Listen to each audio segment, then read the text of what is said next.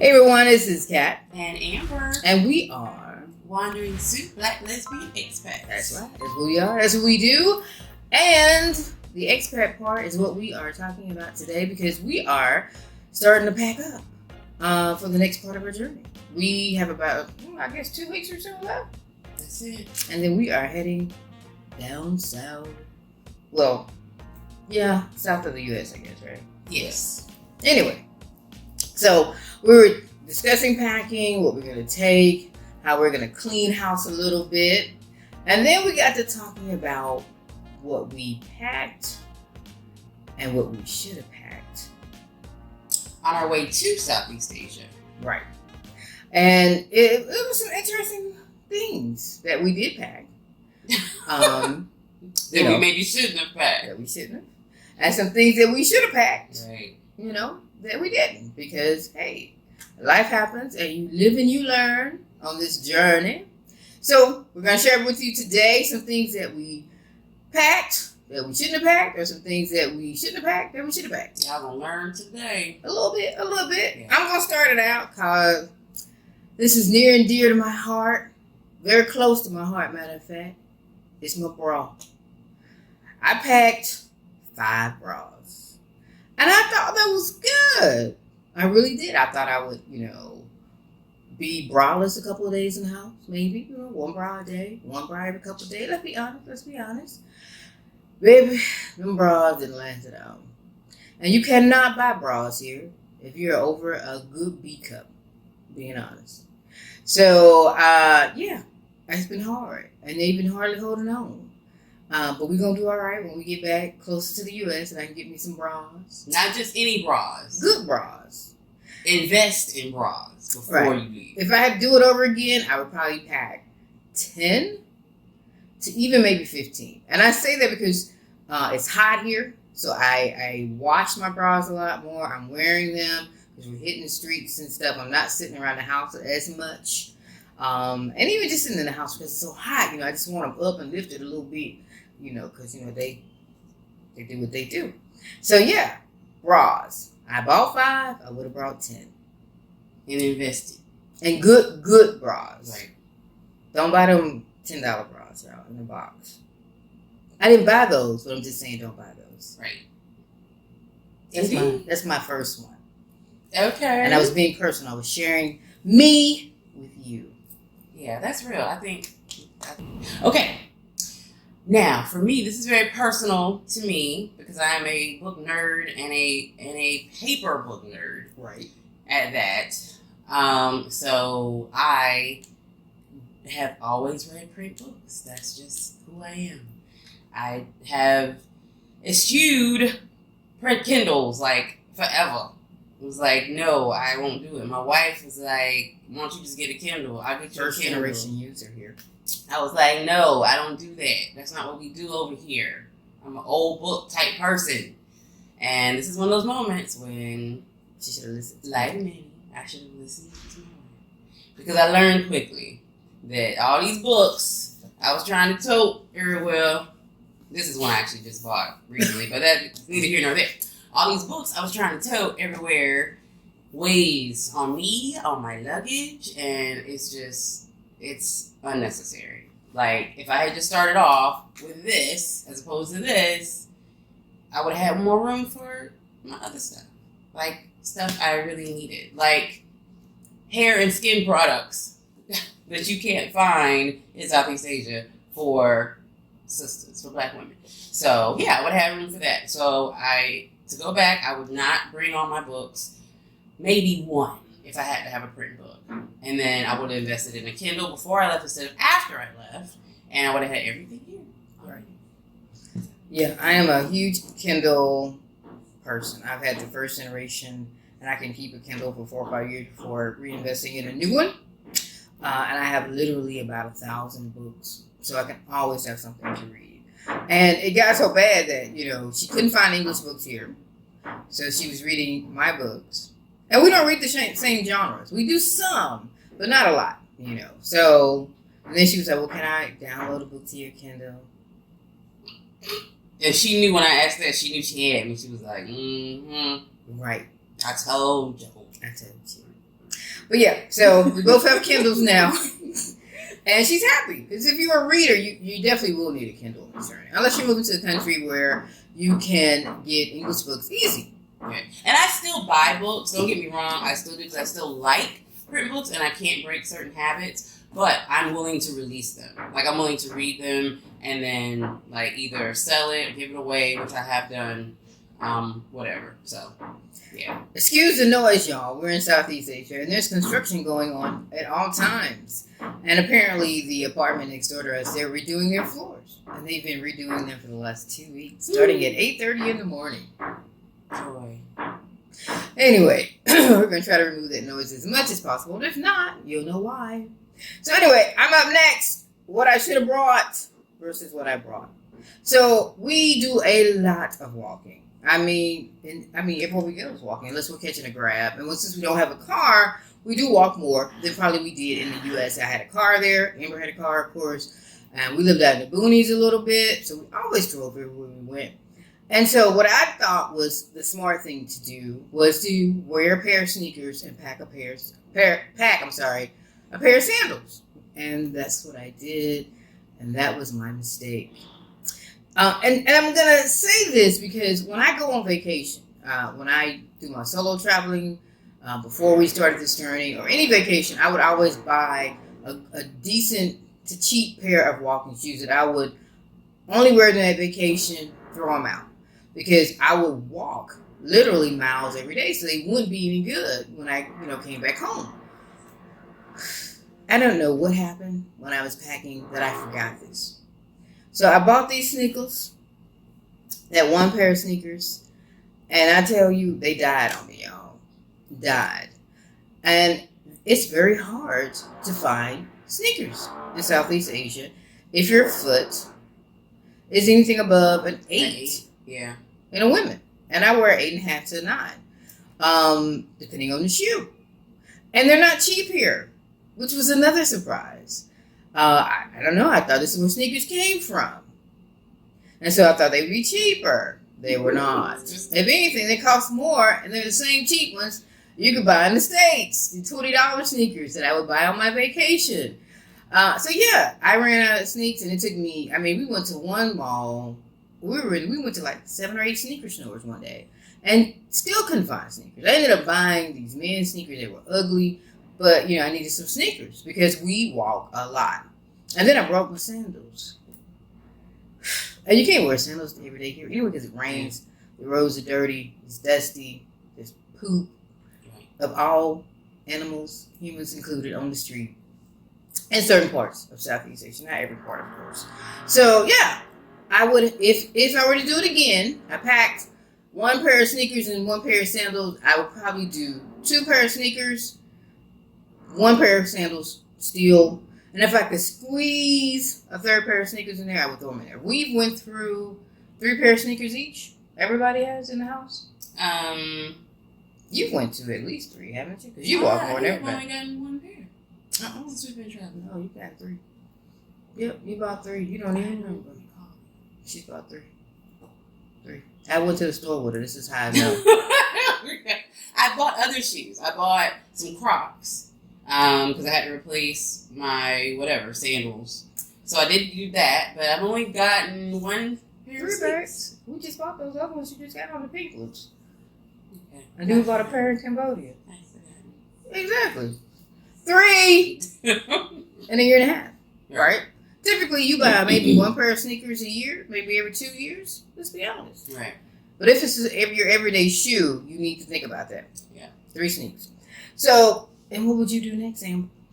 I'm gonna have to say, which is also personal, high priority for me, is because I'm also a healer and an energy worker and all those things for myself and my family. Yep. And so I usually use sage on a regular basis.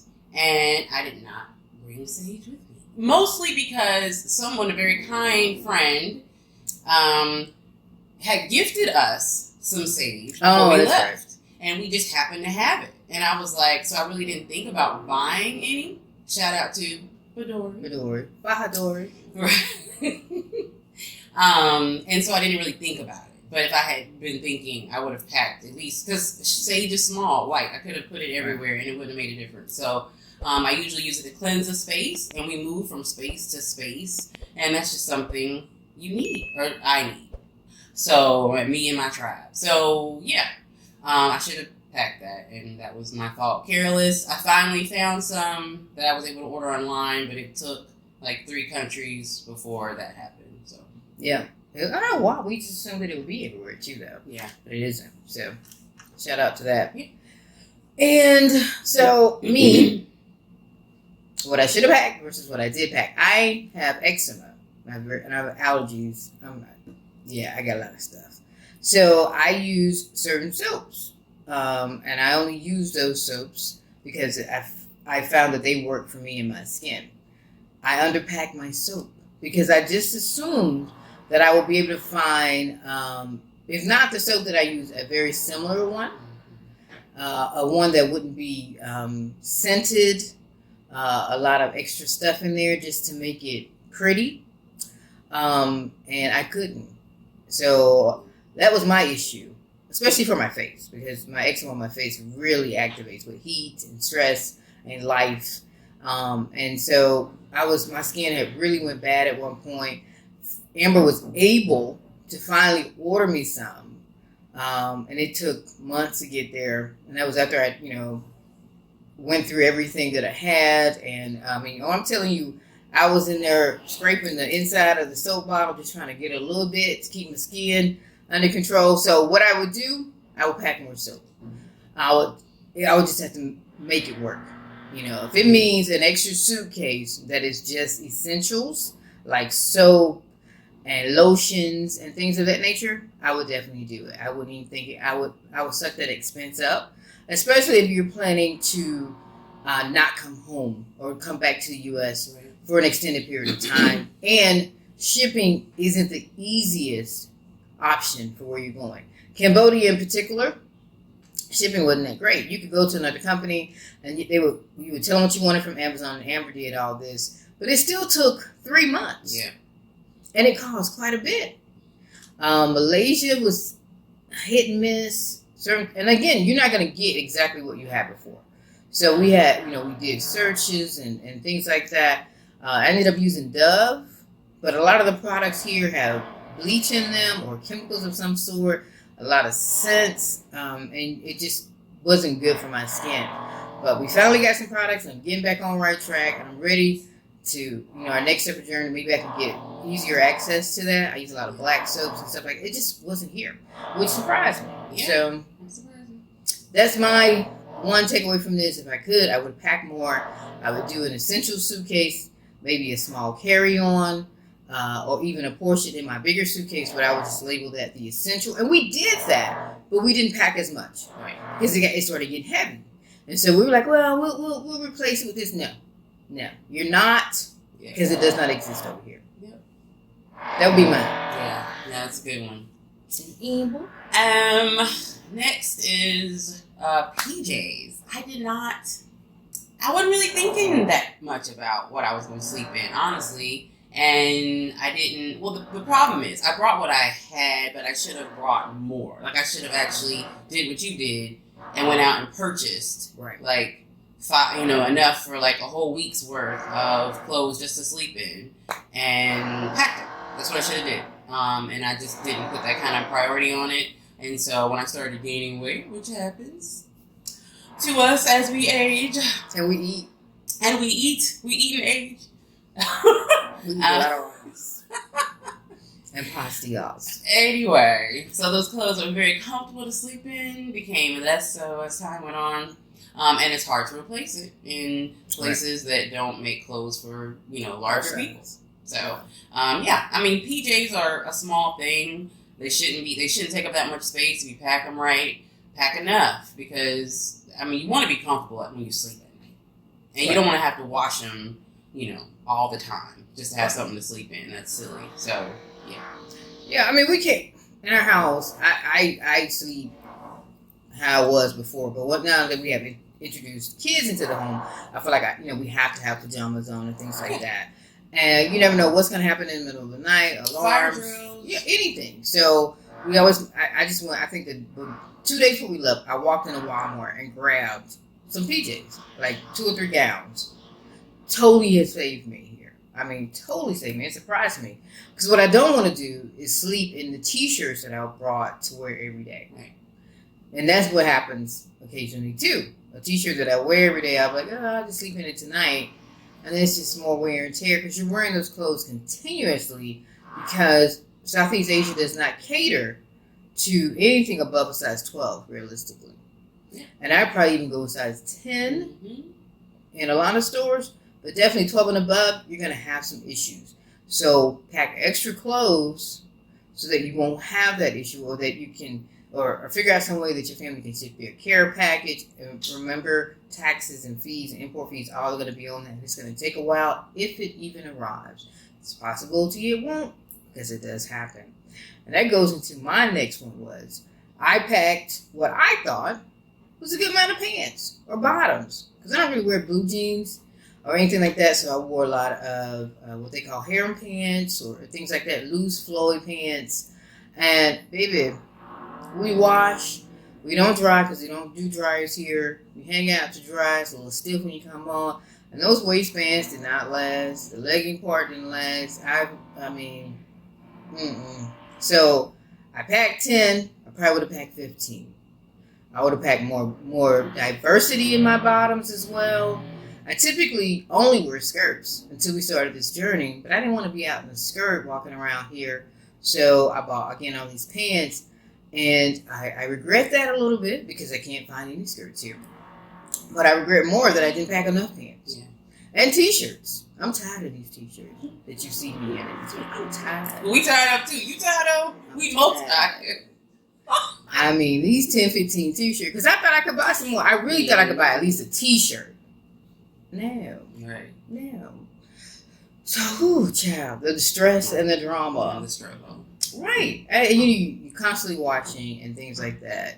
And the detergent's a little bit different here. I don't know, the water's a little different and stuff like that. So that would be my only takeaway. I would do more. I would do more clothes. Yeah. For plus size women. Yeah, especially. That's true. I mean, if you are under size, if you're 10 and under, size 10 and You'd under, be fine. Yeah, don't even pay attention to what we're saying right now. Just Just not for you. Pack your couple outfits, leave room for everything else you want to take. And you can replace it here. Roll out. But even saying that if you got hips, you may have a problem. But you'll work it out. You work it out. Next up, Amber. Yes. So next is supplements. So I talked about this in another video and saying, like, be sure of what it is you need and make sure you bring it. But honestly and truthfully, a lot of the supplements that you would use, not prescription medicine, which is totally different because you need to bring that or know how you can get it, obviously. But supplements, you can pretty much find everywhere. You can find vitamins everywhere. You can find, your little, whatever, your melatonins, whatever it is you use. Most of it you can find. Unless it's something really specific that you use that is not found all over the world, that's something different. But just like regular vitamins, So I brought like all kinds of stuff that I really, and those bottles are heavy.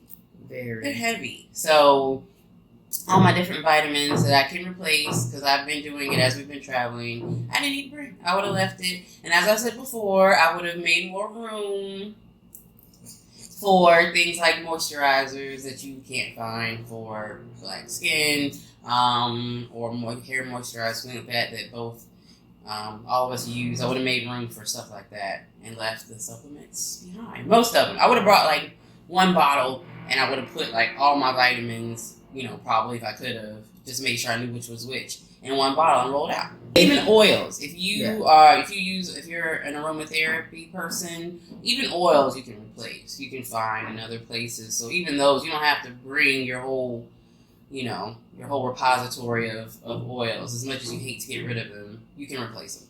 Yeah. So. Yeah. But I add to that, I will say that the oils here are not the same. Like the scents are a little bit different. And there's been some hit or miss ones. So if you have a favorite, I would suggest you bring that. But then just adapt to what's in the area, and you'll be fine. Yeah. So what we talked about here today is things that we pack versus what we should have packed, We will be doing a video showing what we actually did pack or how we're packing and get up out of here for our next journey. And in that video, we're going to talk a lot more about things you should pack, how you should pack, and things of that nature, just and show you a visual representation, hopefully, of our packing process and how we eliminate things, how we decide what's important for us along that line. But this is, I think, a good start. Mm-hmm. If you're looking at moving abroad and you're getting ready to pack out and you're just wondering, what have I not thought about? Hopefully we've helped you in that regard. Check out our other videos and subscribe to Wondering Soup, Black Lesbian Expats. I am Kat. And Amber. We'll see you on the next video, y'all. Peace and love.